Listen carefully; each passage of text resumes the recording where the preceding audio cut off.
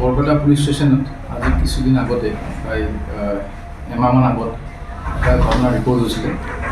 বৰপেটাৰ এগৰাকী স্থানীয় যুৱতীয়ে এটা কমপ্লেইন দিছিলে যে তেওঁক জিতু ৰায় বুলি এজন ব্যক্তিয়ে ফেচবুকৰ জৰিয়তে চিনাকি হৈ পেলাই বিভিন্ন ধৰণৰ চলাই কথা মিছা কথা কৈ পেলাই তেওঁৰ পৰা তেওঁক চাকৰি দিম বুলি বিভিন্ন ক'ৰবাত কোম্পানীত চাকৰি দিম বুলি চৰকাৰী চাকৰি দিম বুলি তেওঁৰ পৰা প্ৰায় 10 লাখতকৈ অধিক টকা মানে লৈছিল, বিভিন্ন উপায়েৰে লৈছিল।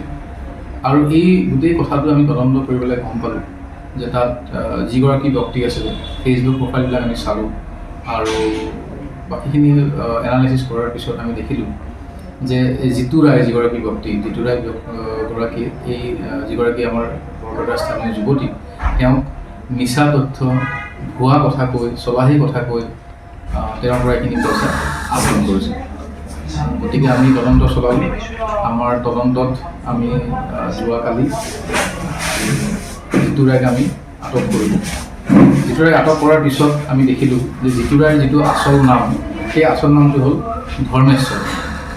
আৰু সেই সংক্ৰান্তে এই গোটেই ঘটনাটোৰ সংক্ৰান্তে আমি বিতং তথ্য আমি যেতিয়া চালোঁ মানে বেংকৰ ষ্টেটমেণ্ট, মোবাইল ফোনৰ ৰেকৰ্ডবিলাক চালোঁ, দেখিলোঁ যে জিতু ৰায় আচল নামটো ধৰ্মেশ্বৰ ৰায়। আৰু ধৰ্মেশ্বৰ ৰয় গোটেই অসমত এইজন মানুহৰ এগেইনষ্টত 22টা কেছ আছে আৰু গোটেইকেইটা হ'ল 420 কেছ।